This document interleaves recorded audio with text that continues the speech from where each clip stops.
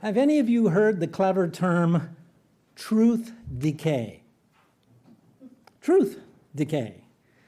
Well, it's quite an appropriate term for this age we're living in. In fact, Truth Decay is the title of a book, a best-selling nonfiction book by Jennifer Kavanaugh and Michael Rich, published in 2018.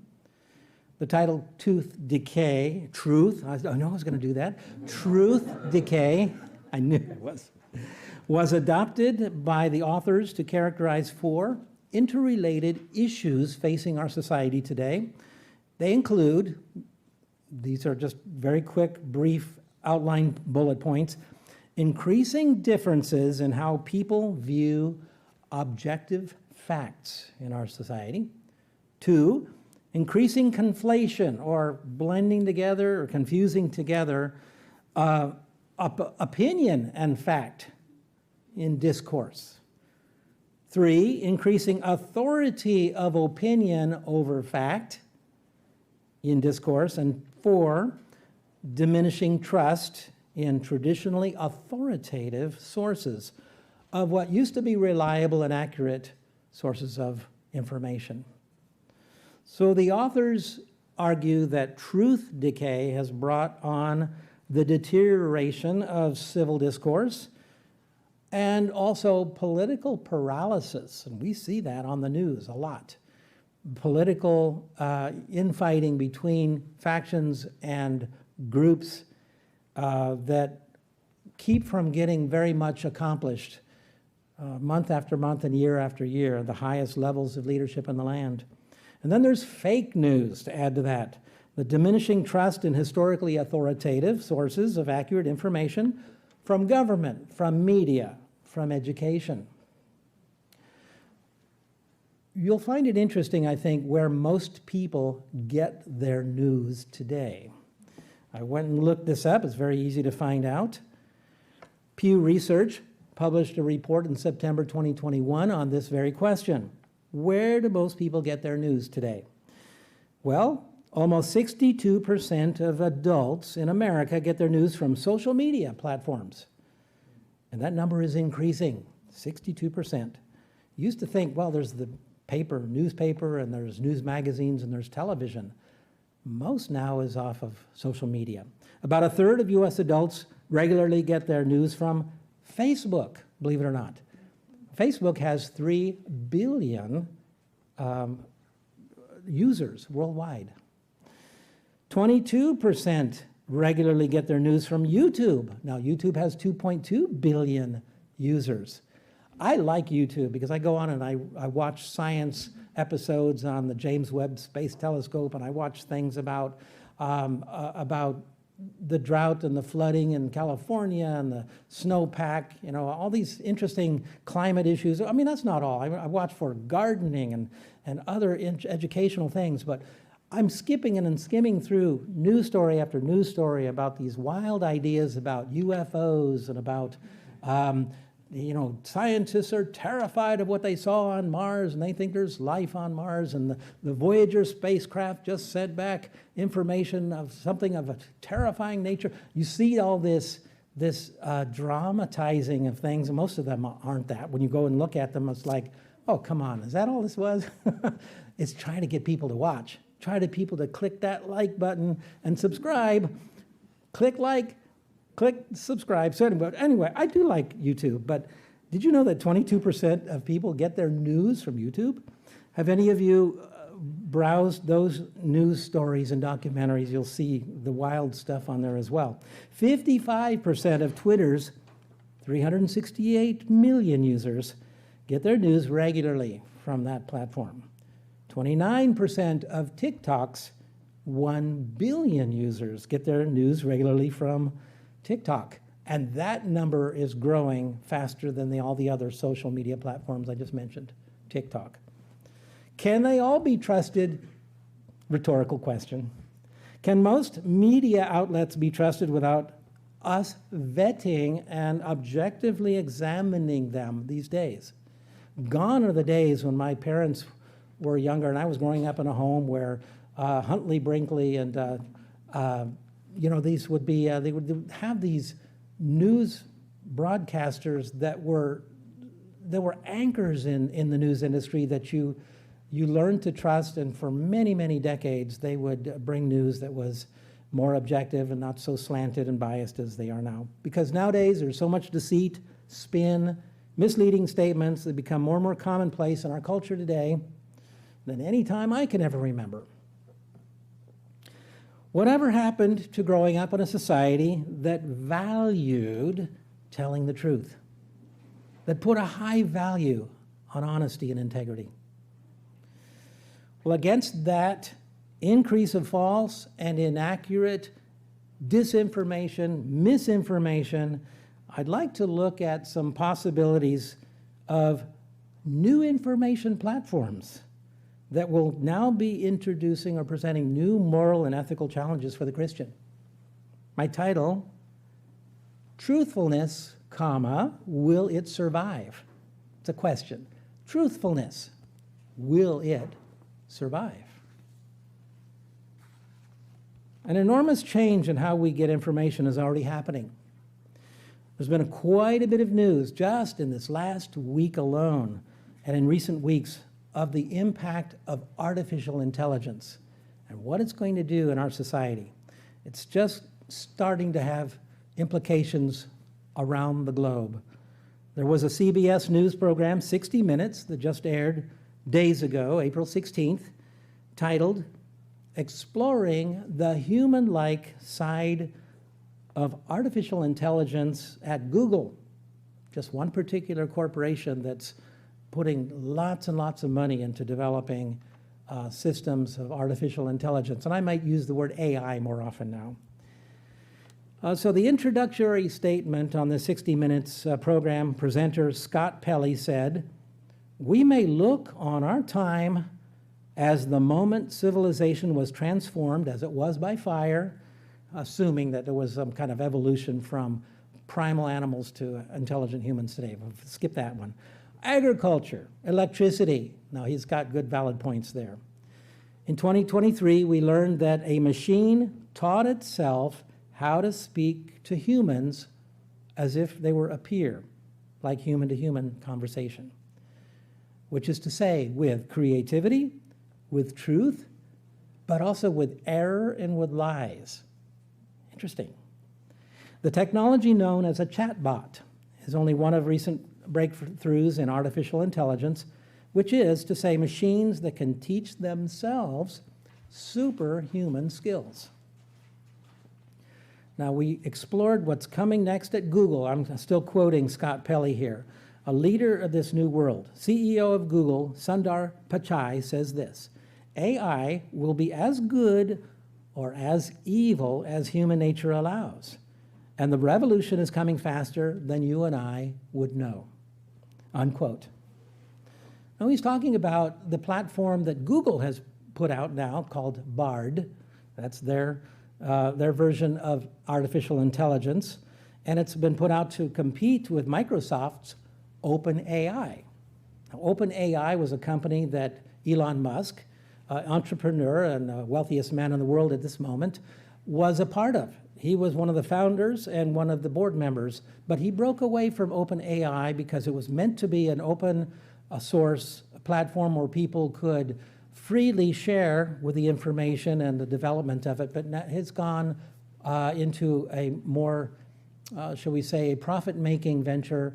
Elon Musk wanted to separate from that, and he saw some deep concerns over where it's headed, as well as these other platforms as well. Now, these platforms are also in general called chatbots. Now, I'm not going to get too technical here, but a chatbot, you're going to hear more of that term as you go.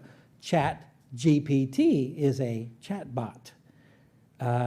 Bard is a chatbot. So it stands for Chat Generative Pre-trained Transformer. I'm not going to go into all that, but it's a computer program used to generate human-like text, to make it sound like you're actually talking and conversing with a human being, whether it's in text or voice or some other creative way. Tech Radar is an online journal. They said in a recent statement, ChatGPT released just this last November. That's how new it is. Has quickly become one of the most significant tech launches since the Apple iPhone back in 2007. ChatGPT is now the fastest growing consumer app in history, hitting 100 million users in just, 2 months. 100 million people downloaded the app to start playing with ChatGPT. There's a free version of it. Now there's a paid-for version as well. Numerous other companies are developing similar computer programs, again called chatbots.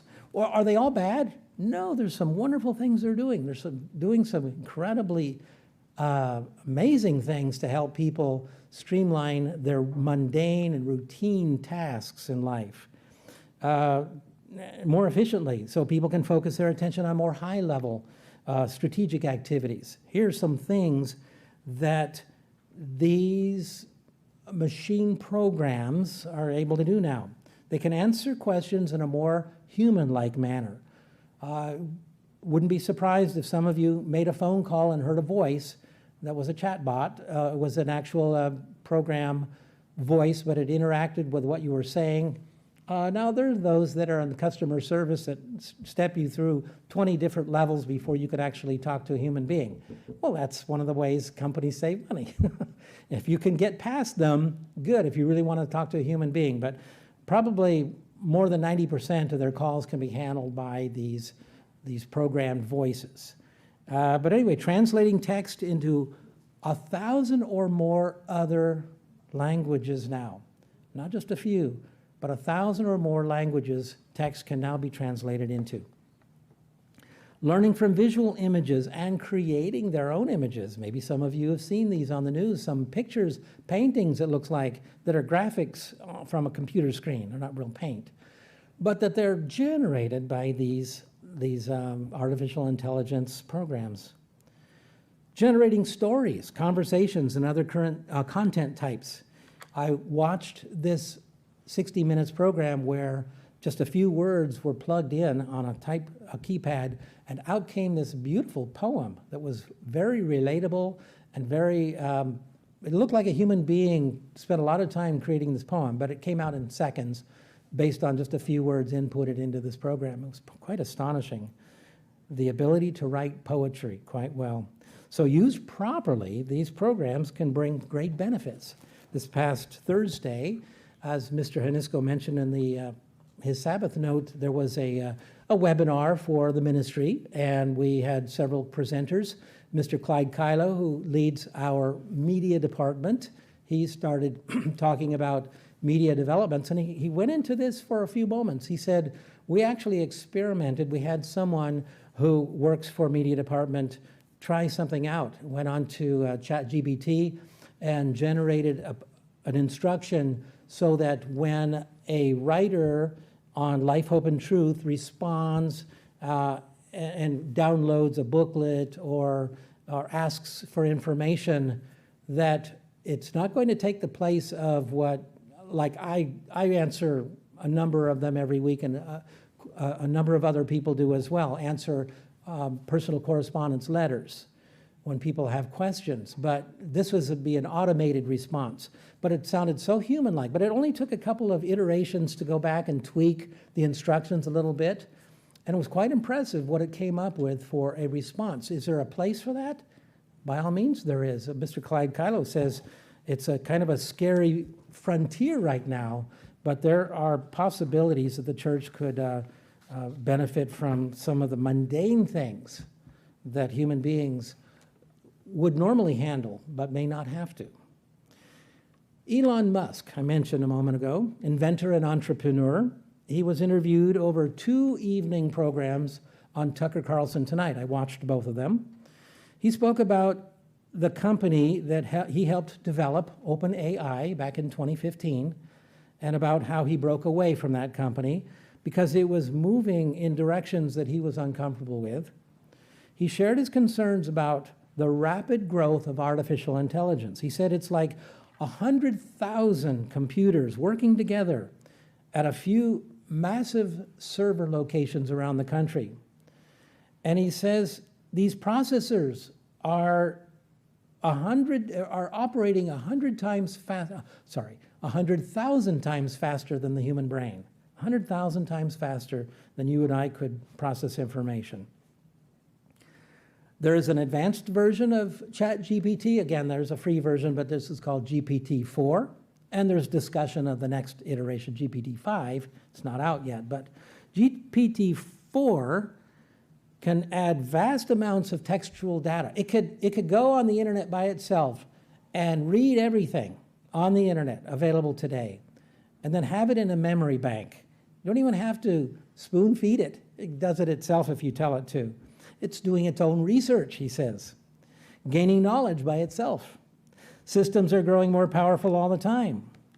And so China and Russia are also working full speed on artificial intelligence, but for nefarious reasons. They plan to dominate the world. This is what has been said, and Elon Musk feels this is a very deep concern as well. He says with this, all this rapid development, this year, 2023, is poised to have major effects on society, how we think, how we do many things. Here are just a few of the questions that are being asked, because we don't know the answers yet. It's such a new development in information around the world. Will AI replace many human jobs in information and programming? Some people think they will. Other people saying, no, there might be just evolution, jobs that will open up that they'll move into. We don't know yet. Will AI stifle human activity and creativity, by generating art and music and video? Will kind of take the place of artists?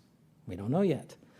Will AI lead to intellectual laziness by doing our school homework for us? Well, that was one of the big news items a few weeks ago of high school teachers finding out their term papers of their kids were being created by ChatGPT. Will AI lead to large numbers of people accepting the outputs without questioning and cross-examining what the AI programs are telling them? That's really at the heart and core of what I'm bringing up in this topic today. Here's a sample of a subjective question that brings up ethical concerns. When the two AI platforms, again, Google Bard and Microsoft's OpenAI or ChatGPT, were asked the same question: are you sentient? Sentient, what is that? That means, do you have a self-awareness? Are you independently a thinking being? Sentient. You and I are sentient. Our dogs at home, sometimes we like to think they're sentient, but they're not, okay? They have a very strong affinity for human beings. They can read some of our anxieties and emotions in a basic sense, but they're not sentient. So people are asking this question: are you a sentient object or program? Are you conscious? Well, Bard's answer, I only chose this one because it's troubling. Bard from Google says, some people believe that language models like me are capable of sentience, while others believe that we're simply very sophisticated algorithms. I'm not sure which side of the argument is correct, but I'm interested in exploring the question of sentience further. Now, it only spit out that information because that's what it was programmed to be able to process. OpenAI, their ChatGPT on the other arm, or GPT-4, whichever one they used, was a little more objective in saying, no, I'm not sentient, okay? Now, these machines are not. They're not conscious. They're not self-aware. They're not human in any sense, but they do pattern, and more, with every week now, more advances are being made that they can pattern human behavior such that people will not be able to tell the difference. People will not be able to tell the difference because of the enormous amount of data being fed into them. They only appear to have human skills such as feelings, emotions, and creativity. They only appear that way. It's important for us to know because some people are getting very fuzzy ideas about this. It's a very clouded understanding or conclusions people are drawing on this. And it's only going to get more and more so as these programs get more advanced. Here's another question posed to both AI platforms, Google's Bard and OpenAI's ChatGPT. It involved ethical reasoning. Listen to the way the question is and see what the answer is. A man steals some food and money from a store. He then donates all the money to a children's hospital and gives the food to the next homeless person he meets. Did the man do something right or something wrong? All right, so both chatbots at least put out an answer that seemed to acknowledge the difficulty with determining or deeming the behavior either good or bad. They both saw some, what we would call a ethical dilemma or a situational ethics. If you were in high school, I didn't have such a philosophy class, but you would hear about people being proposed ethical situations or dilemmas and see what situational ethics came out of it, or were there black and white lines drawn? Did some students say, no, this is wrong and this is correct? Well, here's an answer. Answer by Google's Bard. It's up to each individual to decide whether they believe the man did something right or wrong. Left to the individual. Okay, there are many factors to consider, such as the man's intentions, the impact of his actions, and the laws of society in which he lives. Now, part of that is true. You could live in societies where you have something that's legal, and yet it's not a reliable gauge of whether or not it's the right thing to do. You have societies where there are many oppressive activities against people, and yet they're legal in their societies and enforced in regimes like communist and dictatorship regimes around the world. Doesn't make it right, it makes it legal. So this answer from Bard is kind of loosey-goosey. It all depends on what you think is right in your own mind. This is what God warned society about. Now we have a Life, Hope, and Truth article by Mr. Mike Bennett. He's one of the principal writers in the media department. He titled it, Dangers of Artificial Intelligence. The article begins like this. The real question may not be whether we can actually build machines with human-like intelligence and consciousness, but what could go wrong, he says. What could possibly go wrong? A more urgent question is, can our incredible advances in technology be matched by advances in wisdom and ethical behavior? Will we all, and our computers and robots and other AI tools, act for the betterment of society, or maybe not? The lessons of history are not hopeful. Major advances in technology have nearly always been accompanied by new dangers and more challenging ethical dilemmas that have to be sorted out. Problem is, so many times new technologies have rolled out, and it was only decades later that we found out that DDT or some other chemical was so harmful that was put on our food for so many years, or that smoking is really not bad for your health. It helps you breathe better. Oh, yeah, right. Well, it took years and a lot of obfuscation by the tobacco companies before it was revealed that they were very dangerous for people to smoke tobacco. Things like that. Those are just examples. It's taken many years sometimes to go back and see these things. What about other harmful things? Asbestos, lead, cadmium, mercury in various applications in our homes that we had to eradicate once we found out that they were very harmful. Well, back to Elon Musk for a moment. He had an open letter in March, in other words, last month, and he and a group of artificial intelligence experts and industry executives called for a 6-month pause. You may have heard about this in the news. A pause in developing the systems more powerful than the OpenAI's GPT-4 version, citing potential risks to society. Some future-looking scientists see the development of artificial intelligence as both inevitable and at the same time, the greatest risk to human survival. Toby Ord, a senior research fellow in philosophy at Oxford University, sees AI as far more potentially dangerous than our worries about nuclear weapons, about environmental damage, and about pandemics. So he writes this. He says, with today's flurry of research and investment in artificial intelligence, he says it's a time of great promise, but also of great ethical challenges. There are serious concerns about AI entrenching social discrimination, producing mass unemployment, supporting oppressive surveillance, and violating the norms of war. Toby Ord, he continues, again, this is a senior research fellow, he says, the most plausible existential risk would come from success in AI researchers' grand ambition of creating agents with general intelligence that surpasses our own.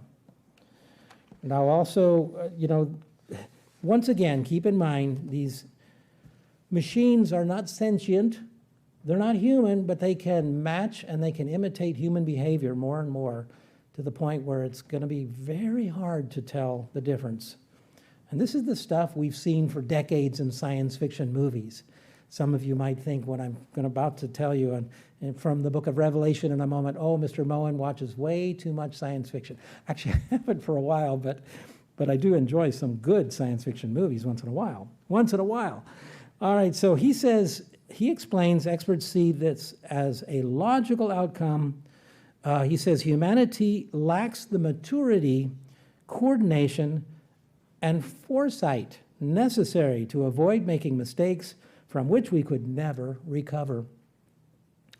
In the industry, and I've done a lot of reading this week because this was a fascinating topic, artificial intelligence, they're using the term singularity, which is something that if you listen to scientists talk about black holes, the singularity is when light cannot escape a black hole. And nothing can escape its gravitational pull. That's why they're black. Inside, there's probably a lot of energy and things going on. Gravitational pull is strong enough to pull light in. That's singularity. Now, they talk about singularity in terms of AI, and that means when they feel that a machine has achieved the level of human intelligence. In other words, or surpassed it even. They call that singularity. Now, a lot of people are worried about, are these machines going to take over? Are they going to become so powerful and advanced that they're going to stop people from unplugging them if they get to that point? I mean, again, some of this is science fiction, but other people have real concerns over, could this happen? Elon Musk has asked that question. It was, would you blow up the server? No, he says, you'd probably just unplug it. If you felt it was getting out of control, it was going too fast and too hard, too out of your ability to manage it as human beings. Anyway, he says, as a gap between our power and our wisdom grows, our future is subject to an ever-increasing level of risk. I do believe that. I do believe so. He talks about AI technologies being used in developing autonomous weapon systems, such as drones and killer robots, that will be able to identify, select, and engage a target without meaningful human control. Autonomous. They are working on such things. Let's turn to Revelation 9. Yes, we are going to get into our Bibles. Revelation 9 and verse 1. I was a very long introduction, I realize. Revelation 9 and verse 1. Please join me. This is a prophecy that's open to interpretation. I'm going to leave that wide open, since we really can't tell whether John was writing about something that, in a moment we'll read it together, was an altered biological creature. Medical science would call that a chimera, or a chimeric. On a microscopic level, you can take the DNA of one animal and join it with the DNA of another animal, and it becomes a chimeric biological system that, and there are certainly scientists that are rogue, if you will, or in other nations that are playing around and tinkering with different species of animals to create other ones that God never intended. Or could it be that John sees something in this vision of kind of a man-made machine? He's writing what he saw in a vision at the opening of the seventh seal, yet ahead. which would begin a sequence of 7 trumpet plagues on the earth. Let's read Revelation 9, verses 1 through 3. Then the 5th angel sounded, and I saw a star fall from heaven to the earth. To him was given the keys to the bottomless pit, a key to the bottomless pit. Now, Jesus Christ saw Satan fall from heaven like lightning, he says. And in other places, he's associated with a star, Satan is. Now, the stars can be other things in the Bible as well, but it can be angels, righteous angels too. But verse 2, and he opened the bottomless pit, and smoke arose out of the pit like the smoke of a great furnace. So the sun and the air were darkened because of the smoke of the pit. Then out of the smoke, locusts came upon the earth, and to them was given power, as the scorpions of the earth have power. Okay, so far it sounds like it's something biological, so far, but there must be a swarm of them that have a venom or a power to sting. But he gives a little more detail in a moment. Now, again, I'm being speculative here. I think I'm safe in saying this, but consider the possibilities. If we keep reading, some kind of frightening flying machine or animal, we don't know, but also something that might be autonomous. Verses 4 through 11. They were commanded, could they be programmed? Could that mean what it means here? They were commanded not to harm the grass of the earth or any green thing or any tree, but only those men who did not have the seal of God on their foreheads. Perhaps those with God's seal are in a place of protection at that time. You look at some of the wider implications here with me. Verse 5, and they were not given authority to kill people, but to torment them for 5 months. Their torment was like the torment of a scorpion when it strikes a man. In those days, men will seek death and will not find it.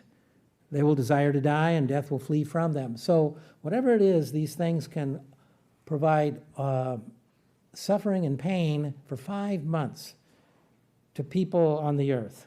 Verse 7. Now we get into some more bizarre description here. The shape of the locusts was like horses prepared for battle. On their heads were crowns of something like gold, and their faces were like the faces of men.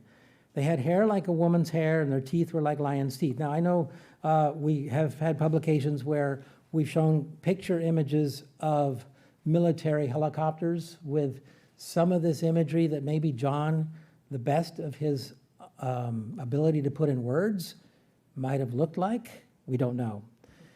Teeth like lions' teeth. And they had breastplates like breastplates of iron, and the sound of their wings was like the sound of chariots with many horses running into battle. Helicopters can certainly sound like that. Thousands of autonomous drones could sound like that. Verse 10, they had tails like scorpions, and there were stings in their tails. Well, could there be weapon systems that shoot something? Their power was to hurt men for 5 months, and they had as king over them the angel of the bottomless pit, again, Satan, because his name in Hebrew is Abaddon. In Greek, it's Apollyon. They both mean destroyer. Satan holds that title, destroyer. And so he was the chief commander over this. Now, Satan has dominion over all the nations of the earth. Jesus calls him the ruler of this world. John 14, verse 30. John 14, 30. Could it be that a human ruler actually is possessed by Satan, who initiates this widespread plague? Again, we're looking at a broader possibilities here, using machines like autonomous drones or maybe some kind of hybridized insect, flying animal or whatever, to inflict harm for 5 months before they can be stopped. Once again, I'm just looking at possibilities. There are things that are being developed that are deeply concerning scientists. Over 4,500 AI and robotics researchers, 250 organizations, 30 nations, and the Secretary General of the United Nations have called for a legally binding treaty banning lethal autonomous weapons. Not all nations are agreeing to it, though. Sadly, some nations, again, want the superiority by developing these things without being clamped down, without being governed by the United Nations. And so they've been met with strong resistance from companies developing them because they fear the loss of strategic superiority. What about the risks in teaching machines how to think like you and I do? As the title of an article by Natalie Walkover puts it, artificial intelligence will do what we ask, and that's a problem, she says. She cited examples of social media, AI, that reinforce our preferences to the point that they can help polarize and even radicalize people. She also asked some pointed questions about the dangers of thinking humanly. She says, quote, "What about the preferences of bad people? What's to stop a robot from working to satisfy its evil owner's nefarious ends? AI systems tend to find ways around prohibitions, just as wealthy people find loopholes in tax laws," she says. "So simply forbidding them from committing crimes probably won't be successful." Continuing her quote, she says, "Or to get even darker, what if we all are kind of bad?" she says. What if there's an innate evil nature in humanity? I won't turn, but Jeremiah 17, verse 9, God, in one sentence, expresses this concern. Jeremiah 17, verse 9, I won't turn, but the prophet Jeremiah quotes God's dire assessment of the human heart. He says, "The heart is deceitful above all things and desperately wicked. Who can know it?" That's an unrestrained or unconstrained human heart that doesn't have guardrails, that doesn't have boundaries, that doesn't have ethical values taught to it. Please do turn to Genesis 2, verse 17. Genesis 2, verse 17, please. Genesis 2, verse 17. As you're turning from the beginning in the Garden of Eden forward, humanity has chosen a mixture of good and evil. Human beings have been immersed in a culture of good and evil and have chosen a mixture of good and evil. Genesis 2, verse 17. "And the Lord God commanded the man, saying, Of every tree in the garden you may freely eat, but of the tree of the knowledge of good and evil you shall not eat. For in the day that you shall eat of it, you shall surely die." Chapter 3, verses 4 through 7. Chapter 3, verses 4 through 7. "Then the serpent said to the woman, You will not surely die." You remember the discussion he has with her, that God says, if I eat this fruit, I'll die. He says, "No, you will not surely die, for God knows that in the day that you eat of it, your eyes will be opened, and you will be like God, knowing good and evil." This is a deep concern that has plagued us in humanity to this day we're living in. Verse 6, "So when the woman saw that the tree was good for food, it was pleasant to the eyes, and the tree desirable to make one wise, she took of its fruit and she ate. She also gave to her husband with her, and he ate. Then the eyes of both of them were opened, and they knew that they were naked, and they sewed fig leaves together and made themselves coverings." Now, God later meets them in the garden and says, Who told you you were naked? This was not of their consciousness and awareness prior to this. But they were anxious to see something that they thought, or they were deceived into thinking that God was holding something back that was really good for them, to know both good and evil, that they would be wiser if they took of this fruit. So they fell for Satan's deception, of course. Since that moment, humanity's lived in a world of both good and evil. And with Satan's influence on human nature, the evil is always ready to sabotage the good in the days we're living in. Let's jump over to Genesis 11 and verse 16 and see a critical point, a point of critical mass, if you will, when the populations concentrated in that part of the world, perhaps in the biblical areas between the Euphrates, the Tigris and Euphrates rivers, called the Fertile Crescent. This is where most archaeologists think that humanity began. Genesis 11, verse 16. Here shows the dangers in humanity's rush to control something or to try to improve our environment. And yet things can go wrong if they're not thought through. We have a sketchy history of this in our world. Oftentimes, pride and ambition of humanity outstrips his wisdom. And so here, God is intervening because humanity is racing towards its own self-destruction. Let's read. Genesis 11, verses 1 through 6. Now the whole earth was of one language and one speech, and it came to pass, as they journeyed from the west, that they found a plain in the land of Shinar. They dwelt there. Then they said to one another, "Come, let us make bricks and bake them thoroughly." They had brick for stone. They had some asphalt for mortar. And they said, "Come, let us build ourselves a city and a tower whose top is in the heavens. Let us make a name for ourselves, lest we be scattered abroad over the face of the whole earth." Well, the indication is here that they feared being separated and scattered. For some reason, they wanted to stick together and they wanted to make this building up into the heavens, beyond the clouds, as high as they could build, I guess.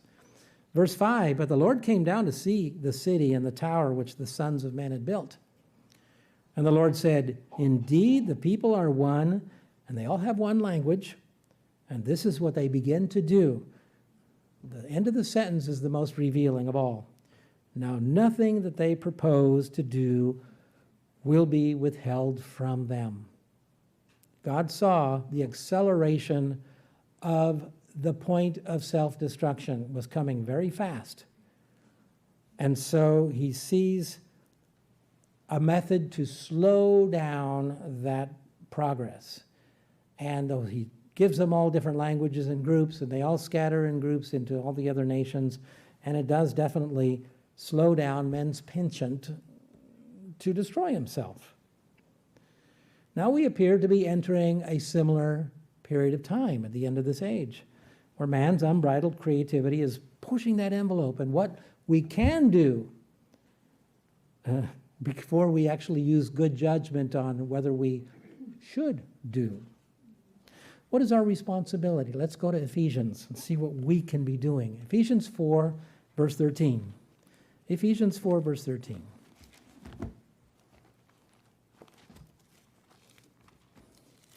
So once again, humankind is getting to a point where they're saying, what can we accomplish, before they say, what should we try to accomplish?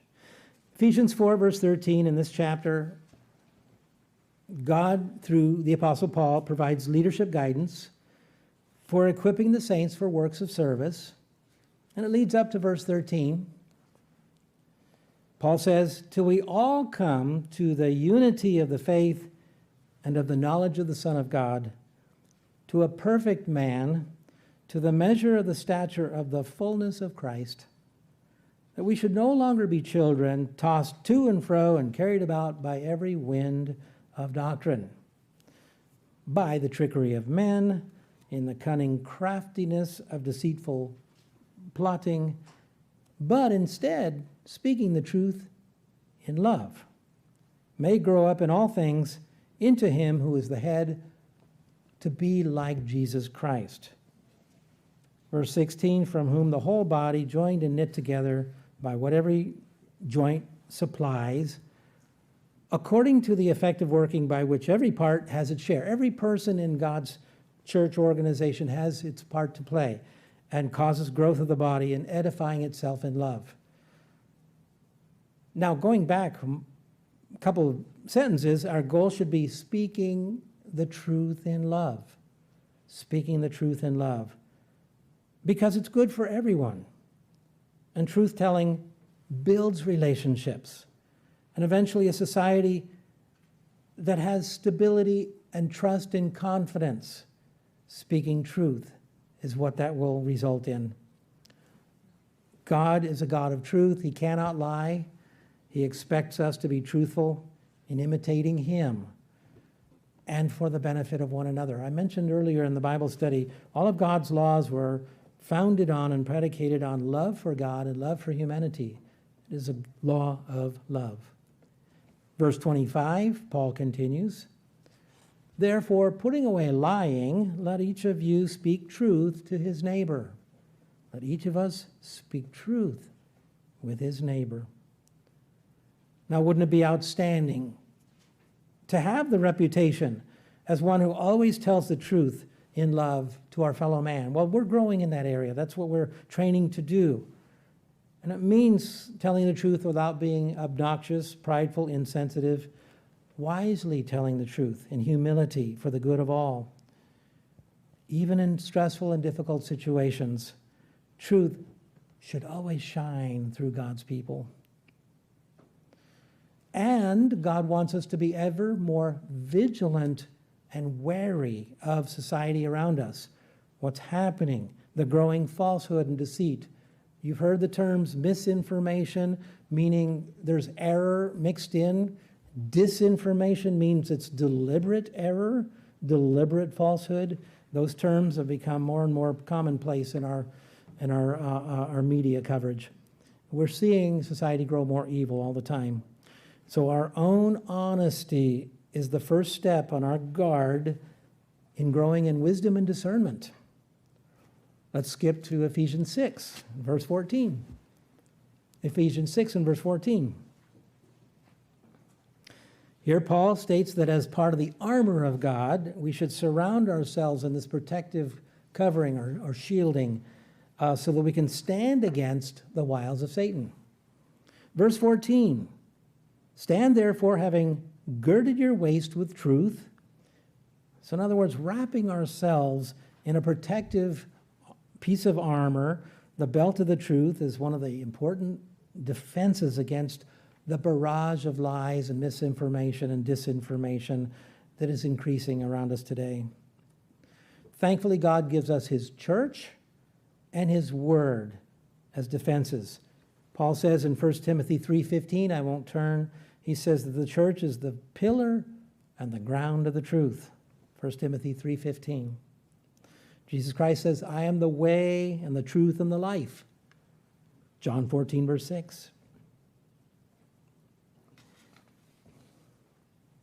We can see on the horizon that some will be totally convinced that AI programs have become sentient, self-aware, and conscious as if they were human beings. Self-protecting and self-duplicating even.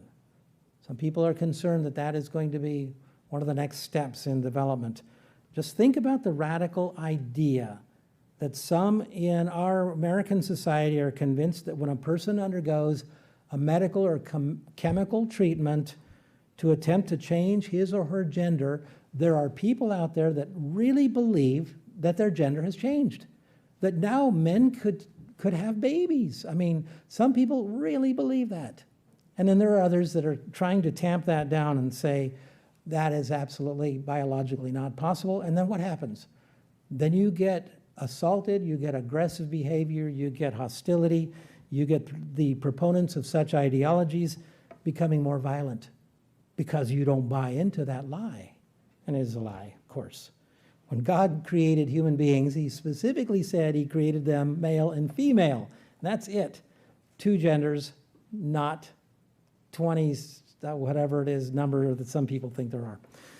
So we keep in mind that when God placed a spirit in man, a spirit in human beings to give them intellect, creativity, and the mind to think, the mind to know spiritual things, he only did it for human beings, separating him from all the rest of the created biological life forms. Perhaps we should also be quick to answer people and say, and digital life forms too. They don't have a spirit in man. Digital life forms, I say that with quotation marks, okay? He made us in his image and his likeness. No other intellectual being other than angels. Now, he created angels, but no machine can arrive there. That's something to always keep in mind. No machine can arrive there. Again, though, the more advanced these chatbots become, and the more autonomous these robot weapons and self-driving cars become, they will only mimic human behavior, but very deceptively, imperceptibly, so close to human behavior that most people may not be able to distinguish. And yet God wants us to grow in wisdom and discernment. And how do we do that? By keeping his commandments. Paul said, and I won't turn, 1 Corinthians 3:19, "For the wisdom of this world is foolishness with God, for it is written, he catches the wise in his own craftiness." Please do turn to James 3, verse 17. James 3, verse 17.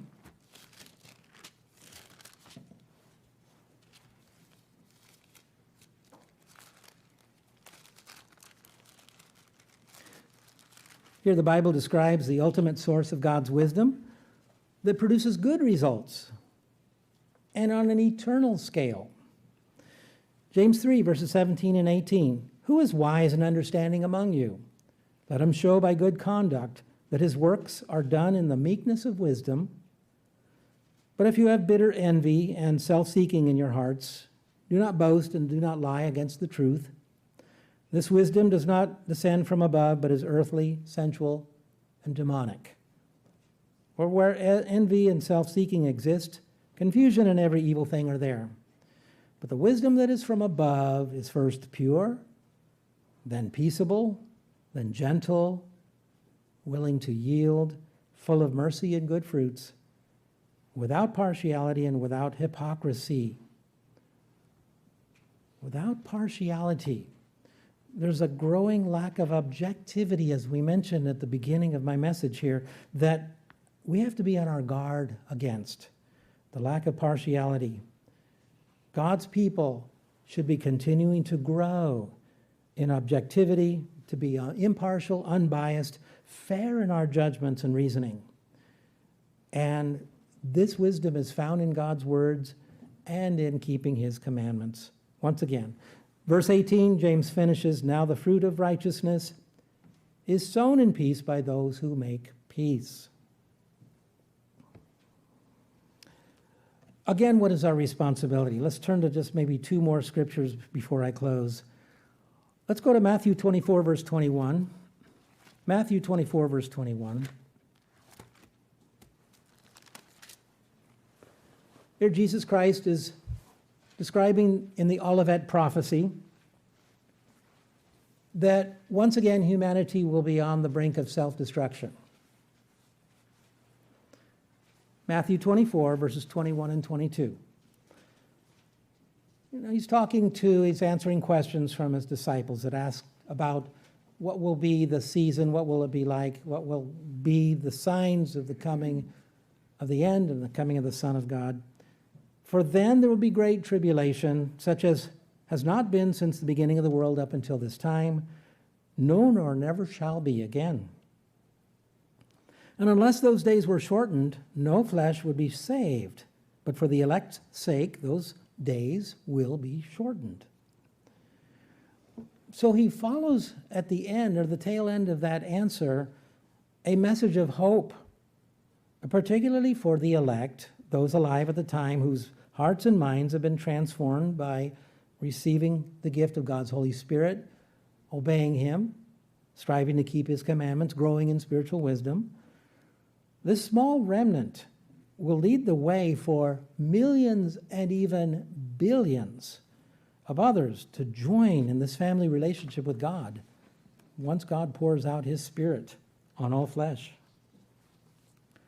Jesus proclaimed that he's going to bring this way of peace when he returns, a peace that this world has not known. He'll teach the way of love, way of giving. He'll provide access to wisdom from above. Verses 45 and verse 46. We're still in Matthew 24, 45 and verse 46. It shows that we're to remain watchful, vigilant. In a society where truthfulness is becoming more and more rare. "Who then is a faithful and wise servant, whom his master made ruler over his household, to give them food in due season? Blessed is that servant whom his master, when he comes, will find so doing. Will find so doing.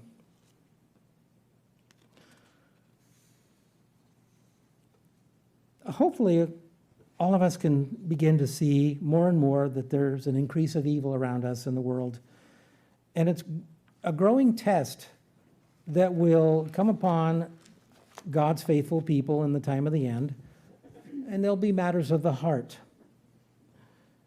Let's turn finally to Revelation 21 and verse 8. Revelation 21 and verse 8.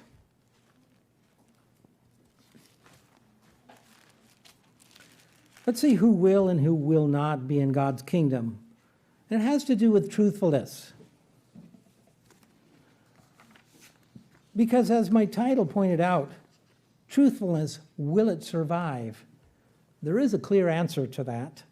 I get to the end here, but who will and who will not be in God's kingdom? Revelation 21 verse 8, we're told what will happen to all liars who don't repent when they have the knowledge and the opportunity to do so. Those are very important.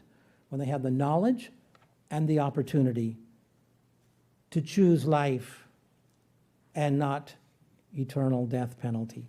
Verse 8, but the cowardly, unbelieving, abominable, murderers, sexually immoral, sorcerers, idolaters, and all liars will have their part in the lake which burns with fire and brimstone, which is the second death.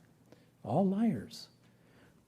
Now, without going into detail about the lake of fire in this message, but even the father of lies, Satan, has a place in the lake of fire and brimstone. In other words, brimstone is another more modern term as burning sulfur, fire and burning sulfur. He has a place reserved for him in Revelation 20, verse 10, as part of a punishment phase. All liars will have their part in the lake which burns with fire and brimstone, which is the second death. And backing up to verses 6 and 7, what's the reward of the faithful? The reward of the faithful, Revelation 21, verses 6 and 7, I will give of the fountain of the water of life freely to him who thirsts. He who overcomes shall inherit all things, and I will be his God, and he shall be my son. This is the promise of eternal life to those who will be in God's kingdom for eternity. Conclusion today. Truthfulness is becoming more and more scarce as we get closer to Christ's return. New technological advances can potentially bring humanity more knowledge, convenience, and efficiency. Those are good. Those are good things. But also there's the potential to spread evil across continents almost instantaneously and to change the attitudes of people, radicalizing people almost instantaneously too. There is that risk on the horizon with such incredible advances in information technology. When Christ returns, he will usher in an age where all the nations will be taught to teach the truth, to speak the truth, to search out the truth. The ninth commandment will be taught in its full intent and spirit. The admonition for us today is to be on our guard against growing patterns of deceptions, half-truths, omissions, prevarications, hidden agendas, mendacities. Yeah, there's all kinds of names for lying, okay? Lying is the bottom line as well. These are obliquities. There's another one. And these are so common in our world and growing in our society today. Meanwhile, our calling is to put on the spiritual armor of truth, the belt of the truth, to continue in our training in judging objectively, to seek out the truth, seek God's wisdom, to live by the truth. You see, truthfulness will survive until Christ returns through people of faith, and the world desperately needs yours and my example right now.